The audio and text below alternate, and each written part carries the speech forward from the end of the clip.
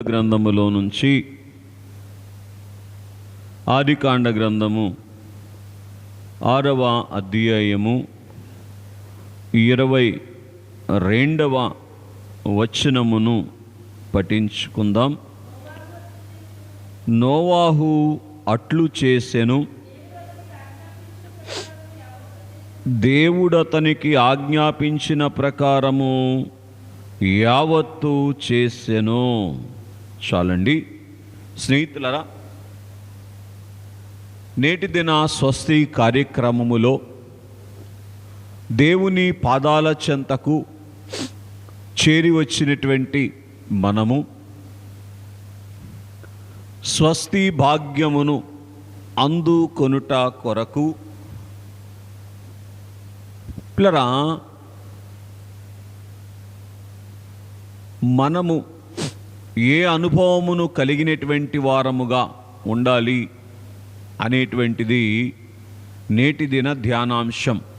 ఇలాగూ చెప్పనివ్వండి, కానుకల పండుగ మాసములో మనమున్నాము గనుక దేవుడు దైవిక స్వస్థతను, ఆత్మీయ మేలులను మనకు కానుకగా అనుగ్రహించుట కొరకు మనము దేవునికి ఇవ్వవలసినటువంటి కానుక ఏమిటి?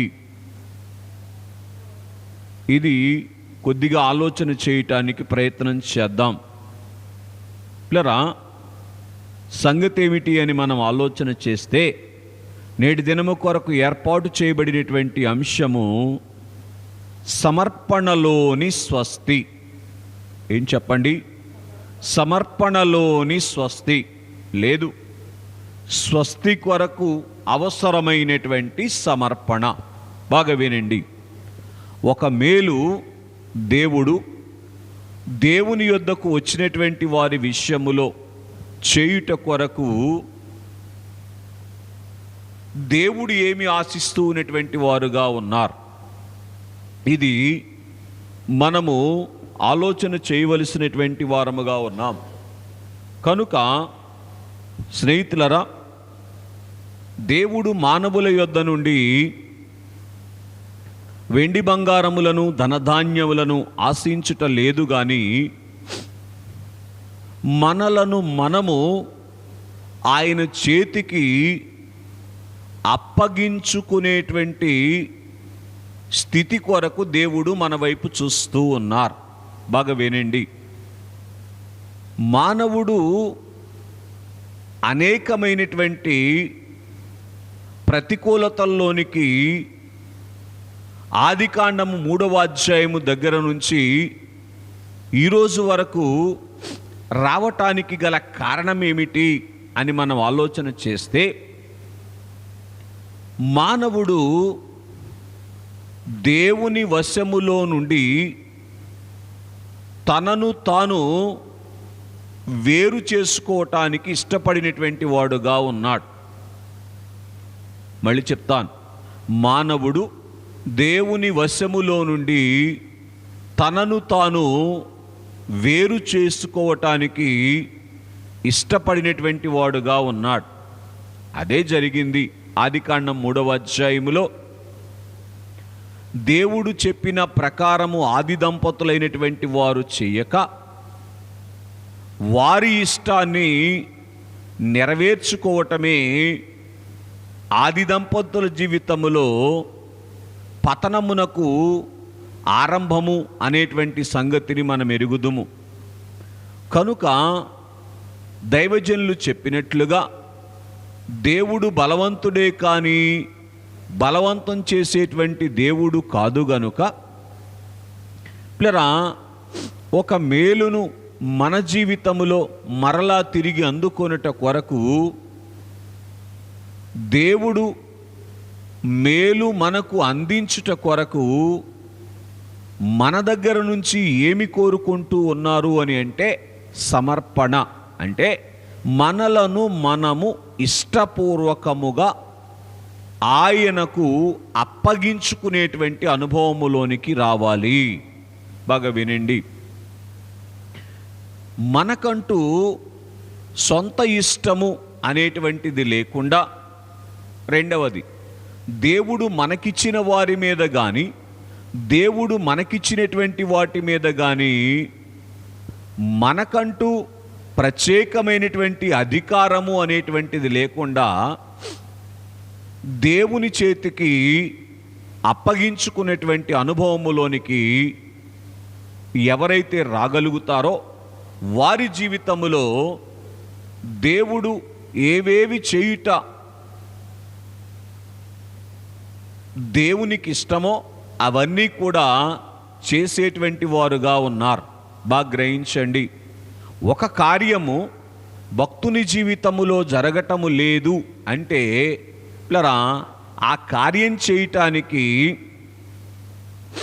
దేవునికి శక్తి లేదు అని కాదు, దేవునికి ఇష్టము లేదు అని కాదు. కానీ బాగా వినండి పిల్లరా, ఆ కార్యము చేసే అంతగా మనలను మనము ఆ పరిస్థితిని ఆయన చేతికి అప్పగించుకోలేకపోవటమే ఇది గ్రహించవలసినటువంటి సత్యం.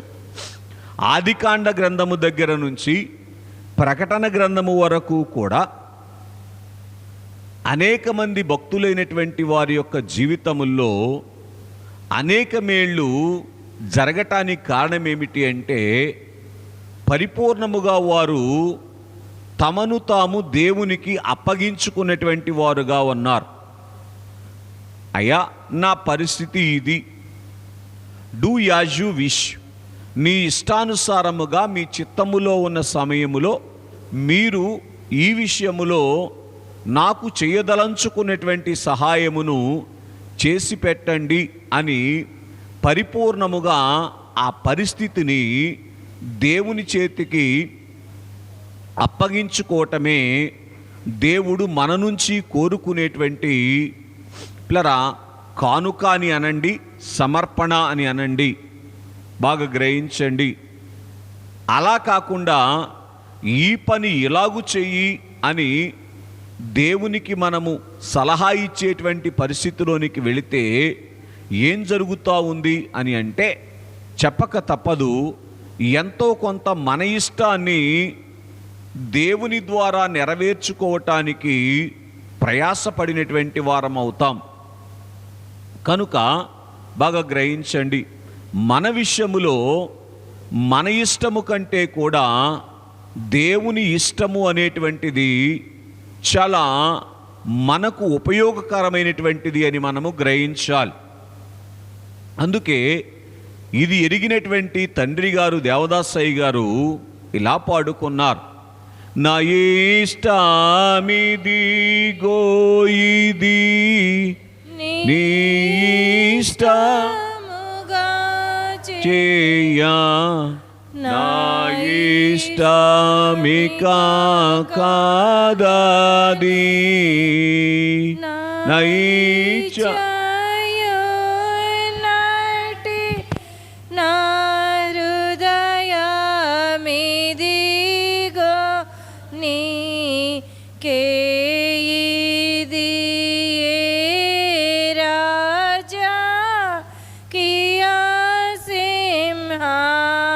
సనమౌ తనువో నాదిది గోగై కొనుమియో ప్రభు వాణి పనికి ప్రతిష్ఠింపోమి.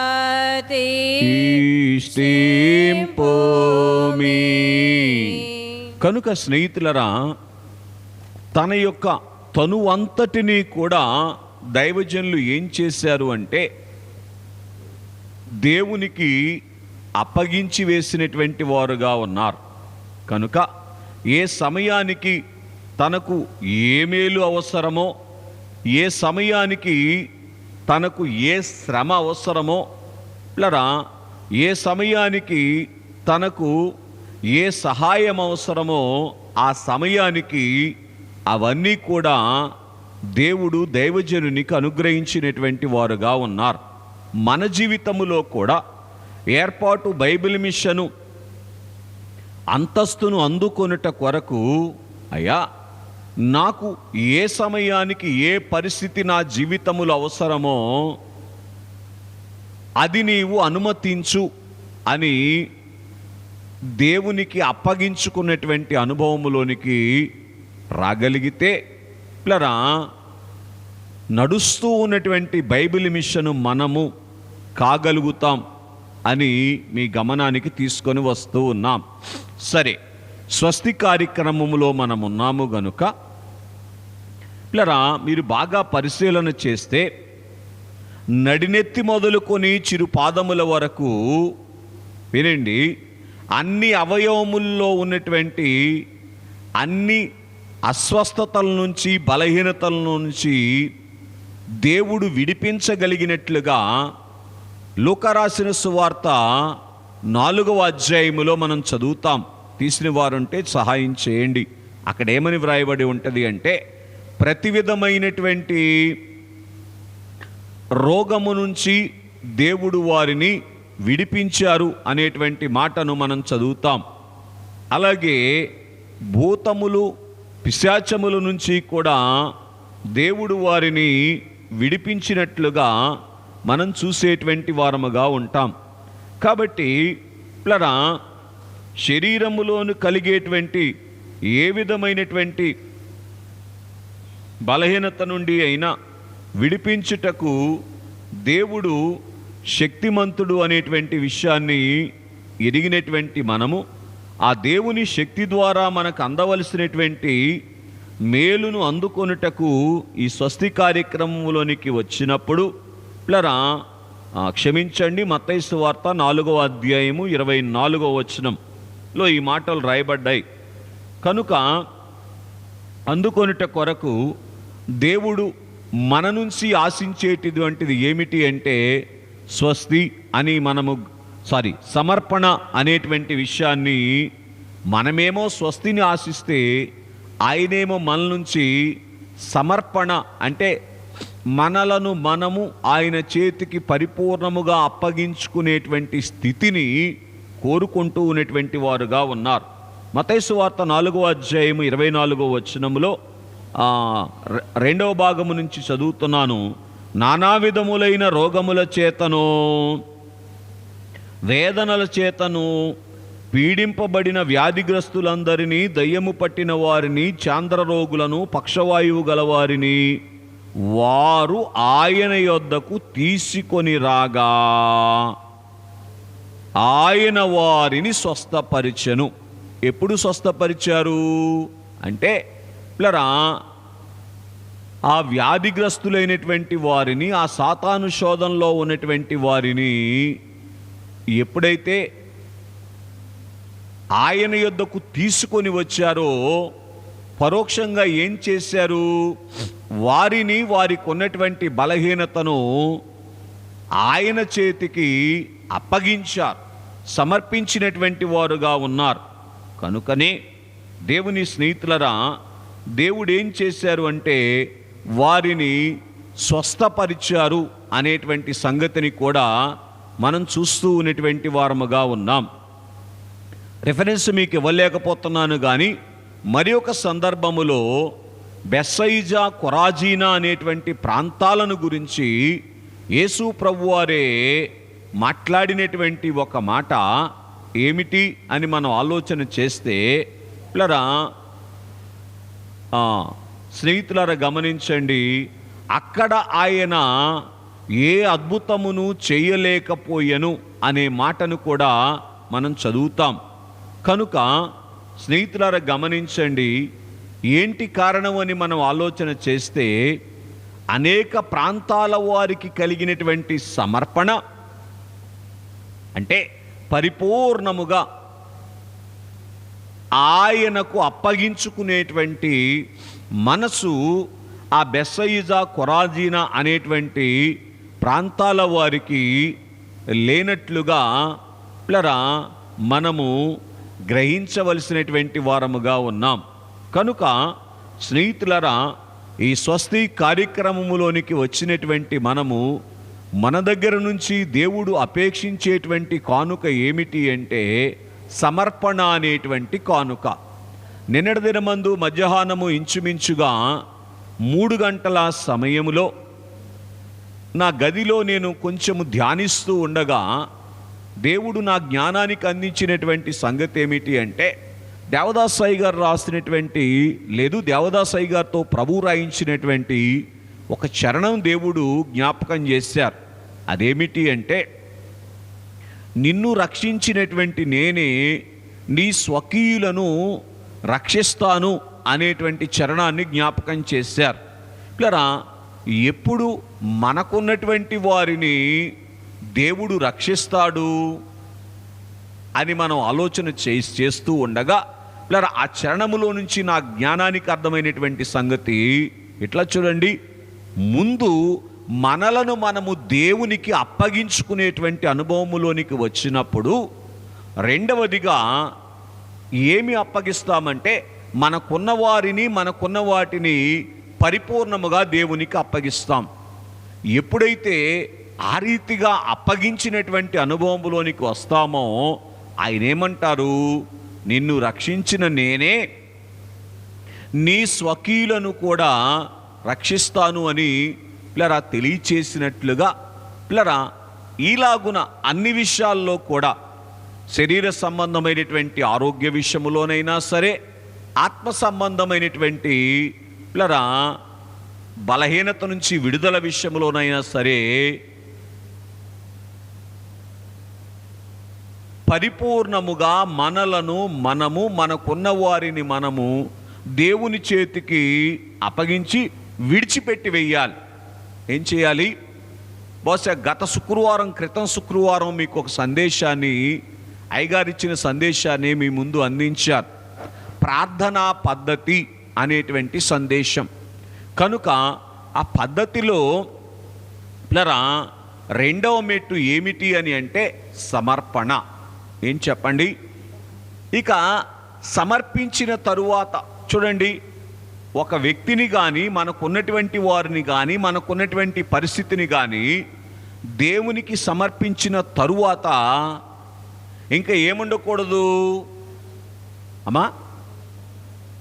దానిని గూర్చినటువంటి చింత ఉండకూడదు. ఇక దానిని గూర్చినటువంటి చింత ఉండకూడదు. ఎలాగంటే, నేను నా దేవునికి అప్పగించి వేశాను, he will do as he best. ఏదైతే దేవుడు ఇష్టపడతారో మంచిదని భావిస్తారో అది చేసేస్తారు. ఇంకా దాని విషయంలో నాకేమీ చింత అనేటువంటిది అవసరము లేదు అనేటువంటి రీతిగా దాన్ని మర్చిపోవటమే సమర్పణ. ఏంటండి? చిన్న సంగత ఏమండి? ఓ ప్రక్కన శరీరములో ఏమండి అనారోగ్యము కిలుకుతూ ఉంటే కూడా నా దేవునికి అప్పగించి వేశాను, ఇక ఆయన చూసుకుంటాడు, దాని గురించి నేనెందుకు చింతపడాలి అనేటువంటి ఆ స్థాయిలోనికి పిల్లరా రావాల్సినటువంటి వారముగా ఉన్నాం. దైవజనుడు ఆ స్థాయిలోనికి వచ్చారు కనుకొని నిలువు సొమ్ము లేకపోయినా, నిరుకు రాబడి లేకపోయినా, ఏమండి శరీరములో అవసరమైనటువంటి శక్తి లేకపోయినప్పటికీ, వెంబడించేటువంటి సమాజము లేకపోయినప్పటికీ కూడా బైబిల్ మిషన్ను నిలవబెట్టినటువంటి వారుగా ఉన్నారు. కారణం ఏంటంటే, ఇదిగో నన్ను నేను నీకు అప్పగిస్తున్నాను. ఇట్లా చూడండి, ఎప్పుడైతే మనము దేవునికి అప్పగిస్తామో మనకున్నటువంటి బాధ్యతలు, మనకున్నటువంటి భారాలు అన్నీ కూడా ఎవరి వైపోతాయి? దేవుని వైపోతాయి. ఇక్కడ కూర్చున్నటువంటి మనం ఆ మాట చెప్పగలమా? మనకున్నటువంటి భారాలు, బాధ్యతలు ఇంకా నాకెందుకు దాని గురించి, దేవుని అయ్యి ఎందుకు ఎప్పుడు దేవుని అవుతాయి? మనము దేవుని వారమైతే మనకున్నవి పూర్తి చేయండి, దేవుని అయిపోతాయి.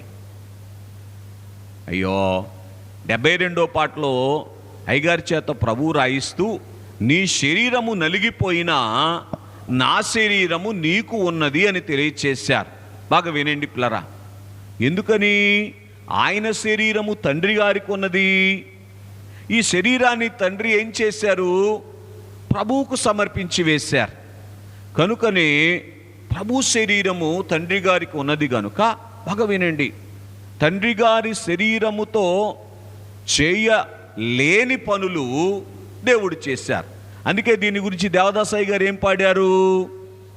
వెరీ గుడ్, నేను చేయలేనివన్నీ నీవే చేసి పెట్టినావు అన్నారు. చూసారా? అలాగున్నే మనము చేయలేనటువంటివి ఆయన చేసి పెట్టాలి అని అంటే ఏం జరగాలో తెలుసా పిల్లరా? మనము పరిపూర్ణముగా ఆయన వారమైపోవాలి. అంతేకాని ఏమో ఏ పుట్లో ఏ పాముందో అని అన్నట్లుగా ఒక ప్రయత్నం చేసి చూద్దాం అనేటువంటి స్థితిలో ఎప్పుడూ కూడా దేవుని యొద్దకు వచ్చినటువంటి వారముగా ఉండకూడదు. అర్థమవుతుందండి? నీవే అని నమ్మిక అనేటువంటి అనుభవములోనికి వచ్చి ఆయననే పిల్లరా మనకు ఆధారముగా అన్ని విషయముల్లో ఆధారముగా చేసుకొని ఆయనకు అప్పగించుకున్నప్పుడు దేవుడు మన జీవితములో చేయదలంచుకున్నటువంటి సమస్త కార్యములు, రెండవది దేవుని యొద్ద నుండి మనమందు కొనదలంచుకున్నటువంటి సమస్తమైనటువంటి మేలులు కూడా అందుకున్నటువంటి అనుభవములోనికి వచ్చేటువంటి వారముగా ఉన్నాం. కనుక నేటి దినమందు మనము ధ్యానించటానికి దేవుడు పిల్లరా నా జ్ఞానానికి అందించినటువంటి సంగతి సమర్పణలోని స్వస్తి. చూడండి, మచ్చుకు 1-2 విషయాలు జ్ఞాపకం చేస్తాను. ఆదికాండ గ్రంథము 6వ అధ్యాయము కంటే ముందు 5వ అధ్యాయములో 23వ వచనాన్ని ఒకసారి జ్ఞాపకం చేసుకుందాం. దానికంటే ముందు ఇంకొక మాట కూడా జ్ఞాపకం చేసుకోవాలి. ఆదికాండ గ్రంథము 4వ అధ్యాయములో పిల్లరా ఒక మాట మీకు జ్ఞాపకం చేస్తాను. 10వ వచనాన్ని మనం చదివినప్పుడు, అప్పుడు ఆయన నీవు చేసిన పని ఏమిటి? నీ తమ్ముని రక్తము యొక్క స్వరము నేలలో నుండి నాకు మొర్రపెట్టుచున్నది. బాగా వినండి, హేబేలు గారు ఆ సమయానికి శరీరముతో ఉన్నారా?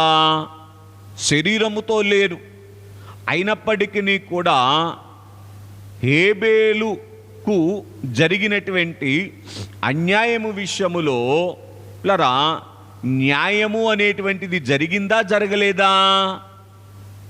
అదేంటండి శరీరంతో లేకుండా ఏమండి ఎలాగున హేబేలుకు న్యాయం జరిగింది అని అంటే పిల్లరా హేబేలు పిల్లరా తన సమస్తమును కూడా దేవుని చేతికి అప్పగించుకున్నాడు గనుక హేబేలు శరీరముతో లేని కాలములో కూడా పూర్తి చేయండి హేబేలు యొక్క బాధ్యతను దేవుడు తీసుకున్నారు. దేవదాసయ్య గారి గురించి ఇదే మాట చెప్పాలి మీకు. ఏంటో తెలుసా? దేవదాసు, నీ పిల్లలను దీవించినంతగా నేను ఎవరిని దీవించలేదు అని జనకులతో దైవజనులు చెప్పారని పిల్లరా మనం ఎరిగినటువంటి వారముగా ఉన్నాం. ఏమండి, దైవజనులు ఈ కాలములో శరీరముతో ఉన్నారా? మరి అయినప్పటికీ కూడా ఎందుకు ఈరోజు ఈ వృద్ధి బైబిల్ మిషన్లో అని మనం ఆలోచన చేస్తే శరీరముతో ఉండగానే ఆయనను పూర్తి చేయండి, దేవుడు ఆయనకు అప్పగించిన వారిని అప్పగించనయ్యున్న వారిని కూడా ఏం చేశారు? తండ్రి గారు దేవునికి అప్పజెప్పి వేశారు. కాబట్టి ఇక దీవించవలసినటువంటి బాధ్యత ఎవరి మీదకి వెళ్ళిపోయింది? దేవుని మీదకు వెళ్ళిపోయింది. కాబట్టి స్నేహితులరా, ఇలాగున హేబేలు విషయములో కూడా పిల్లరా తన అన్న తనను చంపుతూ ఉన్నప్పటికీ కూడా ఏం చేశారంటే, నన్ను నేను దేవునికి అప్పగించుకున్నాను గనుక ఎందుకు నేను ఎదురు తిరగాలి? Lord you look over my problem, నా సమస్య నుంచి మీద దేవుడు జోక్యం చేసుకుంటాడు అవసరమైతే. ఈ మాట చెప్పగలరా? ఏంటది? ఏమవసరమైతే ఈ సమస్యలో జోక్యం చేసుకోవటం అవసరమైతే దేవుడే చేసుకుంటాడు. నేను ఎందుకు చేసుకోవాలి? అమ్మో, కుదురుద్దా?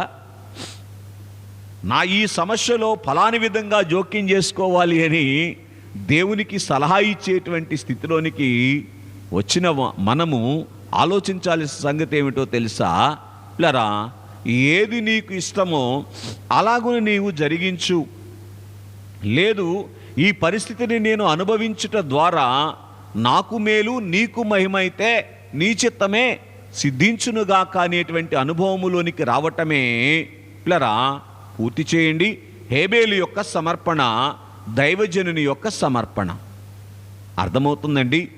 కనుకనే ఈ సమర్పణ ఉన్నది కనుకనే హేబేలును దేవుడు ఏం చేశారు?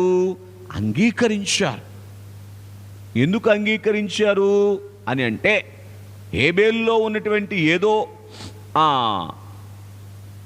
ఉన్నతమైనటువంటి స్థితి కాదు, కానీ హేబేలు యొక్క సమర్పణ, హేబేలు యొక్క సమర్పణను బట్టి దేవుడు ఏం చేశారు? హేబేలును అంగీకరించారు. ఇట్లా చూడండి, ఇక్కడికి వచ్చినటువంటి మనలో ఏ బలహీనతలు లేవు అని అనుకోవటానికి వీల్లేదు. కానీ ఎన్ని బలహీనతలు ఉన్నప్పటికీ కూడా మన యొక్క సమర్పణను బట్టి దేవుడు ఏం చేస్తారు అంటే పిల్లరా, మనలను తన వశము చేసుకొని పిల్లరా మన విషయములో చేయవలసినటువంటి కార్యాన్ని చేస్తారు. అర్థమవుతుందండి? దేన్ని బట్టి? మన యొక్క సమర్పణను బట్టి. ఎంతగా దేవునికి మనల్ని మనం అప్పగించుకున్నామో అది చూస్తారు, కానీ దేవుడు ఏం చూడరు. అందుకే దేవదాసయ్య గారు దీని గురించి ఒక చరణం పాడారు. పాడగలరా ఎవరైనా? నీ పాపముల కంటే నీ తండ్రి దయ గొప్ప. అర్థమవుతుందండి? కనుక స్నేహితులారా గమనించండి, యోహాను రాసిన సువార్త 8వ అధ్యాయములో పాపములో పట్టబడినటువంటి ఒక స్త్రీ యేసుక్రీస్తు ప్రభువారి దగ్గరికి వచ్చింది. లేదు, యేసుక్రీస్తు ప్రభువారికి వారి వద్దకు తీసుకొని రాబడింది. మీరు బాగా గమనిస్తే, ఎందుకు అమ్మా నేను కూడా నీకు శిక్ష వెయ్యను అని ప్రభు చెప్పారు? చెప్పండి. పాపము లేదని ఆవిళ్ళో? అయ్యో, అది కాదు సుమా, అయ్యా డూ యాజ్ యు విష్ అన్నట్లుగా నిలబడిపోయింది. నువ్వేం చేస్తావో చెయ్యయ్యా అని తనను తాను పూర్తి చేయండి దేవునికి అప్పగించుకున్నది, సమర్పించుకున్నది. అప్పుడు దేవుడేమన్నారు? నేనును నీకు శిక్ష విధింపను. చూసారా? ఆలోచన చేయటానికి ప్రయత్నం చేయండి. దేవుడు మనల నుంచి ఆశించేటువంటి ఒక అవసరమైనటువంటి అర్పణే సమర్పణ. అవసరమైనటువంటి అర్పణే సమర్పణ. బాగా వినండి పిల్లరా, ఇంకొక మాట చెప్తాను. మన సమర్పణను బట్టే మన అర్పణ అంగీకరించబడటం, అంగీకరించకపోవటం అనేటువంటిది కూడా ఆధారపడి ఉంటుంది. ఇది ప్రభు చిత్తమైతే ఆదివారం ధ్యానం చేస్తాం. రైట్. కనుక స్నేహితులారా గమనించండి, ఇప్పుడు స్వస్తి కార్యక్రమంలో ఉన్నాము గనుక పిల్లరా హేబేలు యొక్క పిల్లరా సమర్పణ ఏం చేసింది అంటే పిల్లరా దేవుని యొద్దకు చేరేటట్లుగా, హేబేలు యొక్క మొర దేవుని యొద్దకు చేరేటట్లుగా పిల్లరా మేలు జరిగింది హేబేలు జీవితంలో. హేబేలు జీవితంలో బలహీనతలు లేవు అని అంటానికి పిల్లరా ఆధారాలు లేవు, ఉన్నాయి అని చెప్పడానికి కూడా ఆధారాలు లేవు. అయినప్పటికీ కూడా పిల్లరా, ఎందుకంటే అప్పటికింకా ధర్మశాస్త్రము కూడా అందుబాటులో లేని కాలము గనుక బలహీనతలు ఉండి ఉండవు అని చెప్పడానికి ఏమాత్రము వీల్లేదు. కనుక స్నేహితులారా గ్రహించండి, ఎందుకని మరి పాపములో పుట్టినటువంటి, ఎలా పుట్టాడు హేబేలు? పాపములోనేగా పుట్టింది. ఆదాము హవ్వలు పాపం చేశాకేగా పుట్టినటువంటి హేబేలు ఏమండి దేవుని యొద్దకు చేరగలిగాడు అని అంటే దేవునికి అప్పగించేసుకున్నాడు. నన్ను నేను నీకు అప్పగించుకుంటున్నాను, నన్ను ఎక్కడ ఉంచుకుంటావో అక్కడ నీవు ఉంచుకోనైనా అని అన్నట్లుగా పిల్లరా దేనికి అప్పగించుకోలేదు? తన బలానికి అప్పగించుకోలా. బలానికి అప్పగించుకుంటే ఏం చేసేవాడు? బహుశా కయ్యూను మీద కయ్యానికి వెళ్ళేవాడే, అవునా? తనకున్నటువంటి మిగిలినటువంటి ఈవులకు అప్పగించుకోలేదు. He wasn't complaint to his parents. వాళ్ళ యొక్క తల్లిదండ్రులకు కూడా కయ్యూను విషయంలో కంప్లైంట్ చేసినట్లుగా కూడా వ్రాయబడలా. అర్థమవుతుందండి? దేవుని చేతికి సమర్పించుకున్నటువంటి అనుభవం పిల్లరా, ఒక మేలు దేవుని యొద్దకు చేరాడు, రెండవ మేలు తాను ఈ లోకములో ఉండగా ఏమి కోరుకున్నాడో పూర్తి చేయండి, అది జరిగినట్లుగా మనం చూస్తూ ఉన్నటువంటి వారముగా ఉన్నాం. అంటే నా మొర దేవుడు వినాలి అనేటువంటి మేలు కూడా పూర్తి చేయండి. హేబెలు విషయములో జరిగింది దేన్ని బట్టి? సమర్పణను బట్టి. ఇట్లా చూడండి, ఈరోజు ఈ అనుభవంలోనికి మనం వద్దాం, పరిపూర్ణంగా అప్పగించి వేసుకుందాం. ఒకసారి అప్పగించిన తర్వాత ఏం చేసినట్లు అన్నారు అయ్యగారు? రిజిస్ట్రేషన్ చేసినట్లు. ఏమండి, ఒక భూమిని ఒక వ్యక్తికి రిజిస్ట్రేషన్ చేశాం, ఇక దాని మీద మనకు అధికారం ఉంటుందా? అలాగనమాట. సమర్పణలో ఏం చేసినట్లు లెక్క? రిజిస్ట్రేషన్ చేసేసినట్లు. ప్రార్థనా పద్ధతి అనేటువంటి వర్తమానములో ఆత్మీయ స్వస్థత పుస్తకంలో అయ్యగారి సంగతులు రాశారు. కనుక అలాగున మనకును మనకున్న వారికి కూడా పిల్లరా అధికారము పిల్లరా ఇక లేదు దాని మీద అని ఎలాగైతే అప్పగించి వేస్తామో రిజిస్ట్రేషన్లో, అలాగున దేవునికి మన యొక్క సమర్పణను రిజిస్టర్ చేయాలి. అలాగున హేబెలు గారు రిజిస్టర్ చేశారు గనుక ఇక హేబెలు గారి విషయంలో ఆదామైనా హవ్వైనా దేవుణ్ణి అడగటానికి ఏం చేయలేదు? బహుశా ధైర్యం చేయలేదు. ఏంటి, నా కొడుకుని నా పెద్ద కొడుకు చంపుతా ఉంటే ఏం చేసావు నువ్వు అని. పూర్తి చేయండి. ఆదాము హవ్వలు దేవుణ్ణి అడిగినట్లుగా మనకు కనబడటంలా బైబిల్లో. ఎందుకంటే హేబెలు అప్పగించేసుకున్నాడు కదా. మధుకిరణ్ గారికి ఎంతో కొంత భూమి ఇచ్చాడు వాళ్ళ నాన్న అనుకుందాం, రిజిస్ట్రేషన్ చేశాడు. ఈయనకి రిజిస్ట్రేషన్ చేసింది ఆయన ఇంకొకళ్ళకి రిజిస్ట్రేషన్ చేశాడు.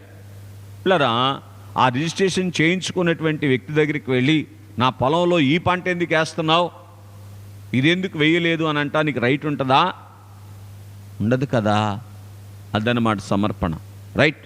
మరి ఒకటిగా మనం చూస్తే ఆదికాండ గ్రంథము 5వ అధ్యాయము పిల్లరా 24వ వచనములో హానోకు పిల్లరా దేవునికి సమర్పించుకునేటువంటి వాడుగా ఉన్నాడు. తనను తాను దేవునికి సమర్పించుకున్నాడు. పూర్తి చేస్తారా ఇంకో మాట? మీరే చెప్పాలి. తన యొక్క కుటుంబాన్ని దేవునికి సమర్పణ చేశాడు. ఏంటండి, ఎందుకు కుటుంబాన్ని దేవునికి సమర్పణ చేశాడు అంటున్నాను? ఏమండి, 300 సంవత్సరాలు దేవునితో నడుస్తూ ఉంటే కుటుంబము సహకరిస్తుందా? చెప్పండి ఒకసారి. 2 గంటల మందిరానికి రావటానికే ఏం జరగట్లేదు? కుటుంబం సహకరించటంలా, అవునా? కానీ మరి ఎందుకు 300 సంవత్సరముల కాలము పిల్లరా హానోకు దేవునితో నడుస్తూ ఉంటే హానోకు యొక్క కుటుంబము హానోకుకు అడ్డుపడలేదు. ఇట్లా అయితే ఎందుకు చేసుకున్నావు నన్ను బంగారుతలు అడగలేదు, ఇట్లా అయితే ఎందుకు నన్ను కన్నావని బిడ్డలు అడిగినట్లుగా లేదు. ఏమండి, నాకింత బాధ్యత ఉంది కాబట్టి ఈరోజు నేను దేవునితో నడవటం లేదు, దేవునితో కలిసి నా ప్రయాణాన్ని సాగించటం లేదు. దేవునితో కలిసి నడవటం అంటే అర్థం ఏంటంటే దేవుడు నడుస్తూ ఉన్న విధముగా నడవటం. దేవుడు నడుస్తూ ఉన్నట్లు నడవటానికి పీకులాటలు పెద్ద ఆయన ఊకుంటాడా? ఎవరు పీకులాటలు పెద్ద ఆయనంటే మనకున్నటువంటి బీరకాయ పీసులు, అవునా? కనుక దేవుని యందు ప్రియ స్నేహితులారా, మరి ఇవన్నీ ఎట్లాగూ సహకరించినాయి? పొద్దా గుడంటే ఎట్లాగూ పూర్తి చేయండి, అంతా నీతి అంటే ఎట్లాగూ, అబద్ధమాటలంటే ఎట్లాగూ, లేకపోతే ఏది నేను పట్టించుకోను అంటే ఎట్లాగూ అని పిల్లరా, కుటుంబంలో ఉన్నటువంటి ఏ ఒక్కరూ కూడా ఎదురు తిరిగినటువంటి పరిస్థితి లేదు. ఒకవేళ ఎదురు తిరిగితే హానోకు మనఃపూర్వకముగా దేవుణ్ణి వెంబడించడం సాధ్యపడుతుందా? మరి ఎట్లా సాధ్యపడింది హానోకు గారికి? తనను తాను ఎలాగో అప్పగించుకున్నాడో తన కుటుంబాన్ని కూడా హానోకు దేవునికి అలాగ అప్పగించేశాడు. అర్థమవుతుందండి? కనుక స్నేహితులారా, గమనించండి, ఆలోచన చేయటానికి ప్రయత్నం చేయండి. అలాగున అప్పగించుకున్నటువంటి అనుభవములోనికి వచ్చిన రోజున దేవుడు ఏం చేస్తారో తెలుసా? సమస్తమును క్రమపరిచేటువంటి వారుగా ఉంటారు. సమస్తమును క్రమపరిచేవారుగా ఉంటారు. బాగా గ్రహించండి. హానోకు భక్తికి వారు అడ్డం రాలేదు అని మనం చూస్తూ ఉన్నాం. కనుక నెమ్మది కలిగి హానోకు ప్రయాణం చేయగలిగినటువంటి వాడుగా ఉన్నాడు. తనను తాను ఎంతగా అప్పగించుకున్నాడంటే హానోకు యొక్క మరణము కూడా హానోకుకు అడ్డురానంతగా హానోకు దేవునికి అప్పగించుకునేటువంటి వాడుగా ఉన్నాడు. ఇట్లరా, ఇప్పుడు హానోకు దేవునికి ఇచ్చిన కానికేంటి? వెండా, బంగారమా, వజ్రమా, వైడూర్యమా, ధనమా, ధాన్యమా? సమర్పణ అనేటువంటి కానుక. అర్థమవుతుందండి? చూసారా? ఇప్పుడు నేను చెప్పినటువంటివి చేయలేని ఆ మేలు ఏం చేసింది? సమర్పణ అనేటువంటి కానుక చేసినట్లుగా మనము గుర్తించవలసినటువంటి వారముగా ఉన్నాం. అందుకే పరిపూర్ణముగా దేవునికి సమర్పించుకునేటువంటి అనుభవం ఏమి చేస్తుందో తెలుసా? అన్ని ప్రతికూలతలను కూడా అనుకూలపరుస్తుందండి. అందుకే పిల్లరా, అన్నిటికీ కుదురుబాటు కాలము వచ్చును తెలుసునా అని వ్రాయబడింది. ఏ కాలం వస్తుందంటండి? ఎప్పుడు కుదురుబాటు కాలం వస్తుంది? అన్నీ ఆయనకు అప్పగించుకునేటువంటి పిల్లల అనుభవములోనికి మనం వచ్చినప్పుడు అన్నిటికీ కుదురుబాటు కాలం వస్తుంది. బైబిల్ మిషన్ గురించి కూడా దేవదాసయ్య గారు ఇట్లా రాశారు 110వ పాటలో. నీవే బైబిల్ మిషన్ను బయలుపరిచితివి, నీవే క్రమపరిచెదవు, నీవే ప్రబలపరిచెదవు, నీవే వృద్ధి చేసేదవు, నీవే ధనమిచ్చేదవు, నీవే కొట్లు విప్పేదవు, పూర్తి చేయండి, నీవే కొంచుకొని పోయేదవు. సరా, ఏంటంత ధైర్యం దైవజనునికి? చెప్పండి. ఆయన వెనక వచ్చే వాళ్ళందరూ కూడా ఆయన లాంటి వాళ్ళు ఉంటారనే ధీమా దైవజనులకి. నాలాంటి వాళ్ళు కూడా ఉంటారని తెలుసా తెలీదా? మరి ఎందుకు ఆ మాట అన్నారు? నువ్వే కొంచుకొని పోతావన్నారు. ఆయనకు అప్పగించేశాడు గనుక తండ్రి గారు ఏం చేశారు? దేవునికి అలాగ అప్పగించేశారు గనుక ఏం చేశారు దేవుడు? పిల్లరా, దేవుడు క్రమపరుస్తూ ఉన్నటువంటి వారుగా ఉన్నారు, క్రమపరిచేవారుగా ఉన్నారు. సరే స్నేహితులారా, గమనించండి. ఇంకొంచెం ముందుకు వస్తే ఆదికాండ గ్రంథము 6వ అధ్యాయములో ఇందాక మీరు ఆరంభంలో చదివిన మాట నోవాహు. కనుక దేవుని పిల్లారా గ్రహించండి. 6వ అధ్యాయం 22వ వచనములో నోవాహు దేవుడు చెప్పినట్లు చేయటములో ఏం చూపించాడు నోవాహు గారు అంటే తన యొక్క సమర్పణను చూపించారు. దేవుడు నోవాహుతో ఓడకట్టు అని చెప్పినప్పుడు పిల్లరా, ఫలానా కర్రతో ఓడకట్టు, ఫలానంత పొడుగు ఉండాలి, ఫలానంత వెడల్పు ఉండాలి, ఫలానంత ఎత్తు ఉండాలి, ఈ వివరాలన్నీ దేవుడు చెప్తా ఉంటే పూర్తి చేయండి. దేవదాసయ్య గారు ఏమన్నారో తెలుసా? నోవాహు ఎదురు ప్రశ్న వేయలేదు అన్నారు. ఏం చేయలేదంట? నోవాహు ఎదురు ప్రశ్న వేయలేదు అన్నారు. ఇదే నోవాహు యొక్క సమర్పణ. ఏమీ లేదు, ఎదురు ప్రశ్న వేయకపోవటమే. ఆ నోవాహు ఎదురు ప్రశ్న వేయనంతగా తనను తాను ఎప్పుడైతే సమర్పించుకున్నాడో, పూర్తి చేయండి, నోవాహు కుటుంబము నోవాహు యొక్క అంతస్తులో లేకపోయినప్పటికీ కూడా నోవాహు యొక్క ఓడలో ప్రవేశించటానికి మార్గము సరళమైంది. 7వ వచనము 7వ అధ్యాయములో రాయబడి ఉంటుంది. అప్పుడు నోవాహును అతనితో కూడా అతని కుమారులను అతని భార్యయు అతని కోడండ్రును ఆ ప్రవాహ జలమును తప్పించుకొనుటకై ఆ ఓడలో ప్రవేశించిరి. బాగా గ్రహించండి. నేటి కాలములో బైబిల్ మిషన్లో ఉన్నటువంటి ఒక అయ్యగారి గురించి నేను కొద్దిగా ఆలోచన చేస్తూ, ఈ అయ్యగారు ఇంతగా ధ్యానములో ఉండగలగటానికి, ఈ అయ్యగారు ఇంతగా గంటలు గంటలు దేవునితో గడపటానికి అసలు ఈయన కుటుంబం ఎలాగ సహకరిస్తుంది అనేటువంటి ఆలోచన నాకు వచ్చింది. అవునా కాదా? కుటుంబం సహకరించకపోతే కుదురుద్దా?